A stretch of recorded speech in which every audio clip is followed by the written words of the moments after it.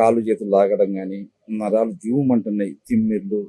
నరాల శక్తిని ఎప్పుడైతే మనం కోల్పోతున్నామో అప్పుడు మనము తగ్గుముఖం పట్టినామని లెక్క. నరాల శక్తిని యథావిధిగా ఉన్నప్పుడు మనలో స్టామినా ఉందని ఒక లెక్క. దాన్ని తగ్గియకుండా మనం కాపాడేది ఇది ఈ జిలాది.